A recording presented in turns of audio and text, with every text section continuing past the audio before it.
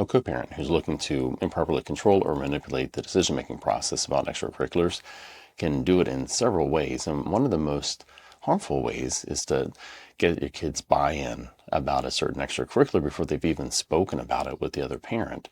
To put one parent in the role of being the fun and supportive parent while casting the other parent as someone who is maybe the bad guy, who's more concerned about their own time or their finances than they are about what the child wants or is in the child's best interest. We're going to go through some, and each of these scenarios are really violative of cooperative co-parenting.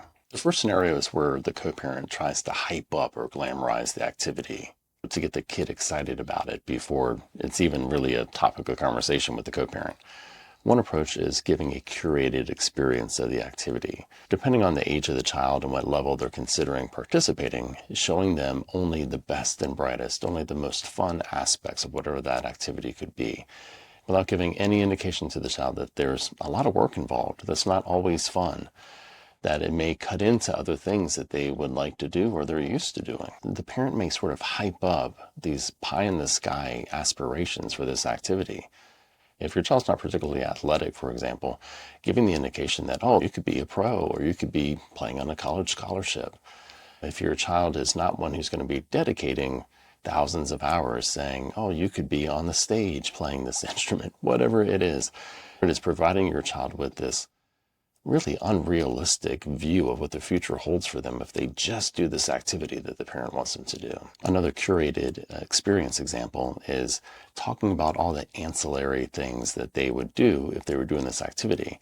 So, if it's a travel team that they're trying to get the kid to sign up for, saying, oh, when we go to these tournaments that we have to travel for, we'll stay in hotels with pools and we'll do this and we'll go out to eat and we'll do all this fun stuff, all the stuff that is adjacent to the activity itself, but the kid might be so interested in doing the adjacent thing that they then start to think that they want to do the activity itself. You may or may not be surprised to find out how many times a kid will agree to something they don't really want to do if they think they're going to be able to go out to eat and swim at the pool at the hotel, especially with a bunch of friends on a team. I mean, that sounds like a lot of fun. Another tactic is using social pressure, saying to the child, oh, I heard that all of your friends are signing up for this, saying that this is what, like, all the best kids or all the best athletes or all the coolest kids, whatever language that they think is going to work with your particular child, to create this sense of fear of missing out if they don't do this extracurricular activity. A third tactic that can be used is to frame this activity that the child's never done before as a special bond between the parent and the child. This is particularly effective if the co-parent who's employing this tactic isn't around much. If they're not really taking their parenting time, if they're kind of dismissive or ignores the child during the time that they have. They may say to the kid, hey, this is going to be our special thing. They're sort of promising them that it's going to make the parent want to spend more time with the child. So they'll use language like, hey, this will be our special activity that we do every Saturday. It's just going to be just the two of us. If the child is really craving extra time and attention from the parent, it makes them think this is what makes me important enough, I guess, or special enough to have this time with my parent that is otherwise kind of ignoring me. If the child doesn't want to spend all this additional time, if they're kind of happy with what's going on already, it can make the child feel guilty for rejecting this overture of special one-on-one time with the parent. It puts them in a rough spot either way. One, they feel like they have to do this thing in order to be worthy of their parent's attention. Or two, they feel like they're the bad guy and they're rejecting their parent if they don't want to do this activity. Another approach that the co-parent will take is to undermine the other parent, to cast the parent who doesn't want to do the activity or maybe doesn't even know about the activity yet as the bad guy. So the manipulating co-parent will say something like, oh, I'd love to sign you up, but I'm not sure that your other parent's going to agree. They worry a lot about money and they worry a lot about their time or whatever it is. Framing themselves as the good guy, framing the other parent as the bad guy, and before even talking with the other parent, putting this concept in the kid's head that if the other parent says no, it's because they're being selfish and they don't love you, not like I love you. But this winds up framing for the child, if the child's old enough to understand, any potentially valid concerns the other parent's going to have as being negative, even from the very beginning. It's also really hurtful because sometimes just saying things like this can start the child to sort of think and doubt themselves and doubt the other parent. And so there may not be any concerns that are brought up. The other parent may be on board completely as soon as they hear about it without reservation. But there's still been this sort of kernel planted in the child's head that the other parent was against it from the beginning, or there was a problem. It can make the child have a decreased excitement about an activity that both parents actually are totally on board for, because in the back of their mind, they're going to be doubting, oh, my other parent did really want to be here? Did they really want me to do this? Am I really causing them money trouble? It's a really unfair tactic that parents sometimes do. Next is a tactic of creating a false sense of urgency. So the manipulative co-parent will be sitting on information for some period of time, having spoken with the child about, hey, this is what we're going to do. It's going to be so much fun. We're going to go to the park and whatever it is. And at the same time, creating some sort of deadline for the decision. Maybe no deadline exists. Maybe they are falsely saying to the co-parent, hey, I've really looked into this and I've checked out the teams and there's only one spot left. We have to act right now. Or it may be that they really don't let the other parent know until the night before the deadline or the day of. And then they say to them for the very first time, there's this extracurricular, a child really wants to do it. We've talked about it a lot and the deadline is tonight. We've got to sign up. Puts a lot of pressure on the other co-parent.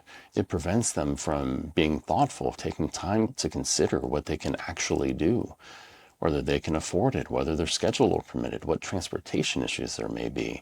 It doesn't give them any time to actually meet with their child and get a sense of if their kid really wants to do this, especially if that manufactured deadline is something that comes up during the other parent's parenting time. They don't even have the child with them to talk about it. And if they want to call and have a conversation, then the child is with the parent who's been manufacturing this interest in this deadline all along. So it's a super unfair position to put the other co-parent in. Another technique is kind of the toe in the water technique. Gets the child actually really invested into the activity before it's even being discussed with the other parent. So there are a few different ways to do this. Like without letting the other parent know, they may sign them up for sort of a trial class. They may take them to a jujitsu class or a musical class on their time, at their expense, without ever letting the other co-parent know. So by the time even the topic of this extracurricular is brought to the co-parent, the child has some actual experience doing it. Combining that with a curated exposure tactic is really a powerful double punch to get this kid really interested in this activity before it's even brought up to the other co-parent. In addition to doing things like taking a trial class, the manipulating parent may even have gone out and purchased some gear or a uniform. This child may have been spending days or weeks messing around with this gear, and it puts the other parent really in a difficult position to have to come in and say, well, we have to talk about this or think about it. It's a real tangible thing to the child at this point. And so it makes it extremely complicated. All right, so let's talk about how this improper approach to getting into extracurriculars negatively impacts your child, because that's the key thing that we have to be worried about. So first, it can have really powerful impacts on your child's emotional well-being. It can create intense feelings of anxiety and guilt for your child. Anxiety because your child starts to feel responsible for whatever the outcome is. Now your child is going to start having some emotional caretaking for you. They feel that there's more at stake than the activity. There's the relationship there. There's your happiness with them. And then with the other parent, they can have this sort of sense of dread. They're afraid of making the other parent unhappy. You've hopelessly placed your child in the middle, where showing interest for this activity can be a betrayal for the other parent. Not showing interest is a betrayal for you. That's a fierce loyalty conflict that your child's been put in. Another problem is it obscures your child's real interest.